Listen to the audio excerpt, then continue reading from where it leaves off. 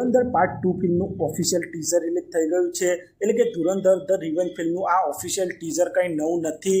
આપ સૌએ ધુરંધર ફિલ્મ જોઈ હશે તો આ ફિલ્મના પોસ્ટ ક્રેડિટ સીન આ ટીઝર દેખાડવામાં આવ્યું હતું અને આ ટીઝરને ધુરંધર ધ રિવેન્જ નામે સોશિયલ મીડિયા ઉપર રિલીઝ કરી દેવામાં આવ્યું છે। એટલે કે આદિત્ય ધરે ધુરંધર પાર્ટ 2 ફિલ્મની આ રીતે એનાઉન્સમેન્ટ કરી દીધી છે અને આ ટીઝરમાં આપ સૌ જોઈ શકો છો રણવીર સિંહ જબરજસ્ત એક્શન અંદાજમાં જોવા મળી રહ્યા છે અને ધુરંધર પાર્ટ 2 ફિલ્મની હાઇપ ધુરંધર ફિલ્મના સૌપ્રથમ ભાગના લીધે ખૂબ જ વધી ગઈ છે।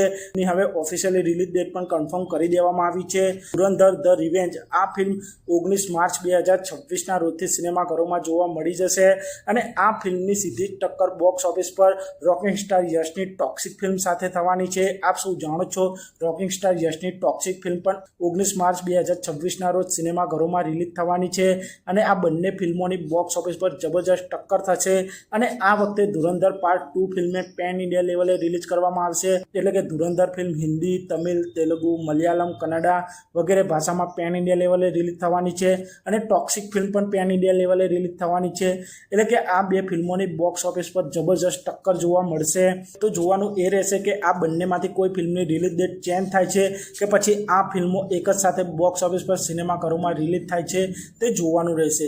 તો આપ સૌ ધુરંધર ધ રિવેન્જ અને ટોક્સિક આ બે ફિલ્મમાંથી કઈ ફિલ્મ માટે સૌથી વધારે એક્સાઇટેડ છો તે કોમેન્ટ કરજો। તે પછી આગળ વાત કરીએ તો બોર્ડર 2 ફિલ્મના બ્લોકબસ્ટર થયા પછી સની દેઓલજીની બીજી ફિલ્મ ડાયરેક્ટ ઓટીટી પ્લેટફોર્મ ઉપર આવવા જઈ રહી છે। આ ફિલ્મનું નામ ઇક્કા ફિલ્મ હશે અને આ ફિલ્મનું ટીઝર રિલીઝ કરી દેવામાં આવ્યું છે।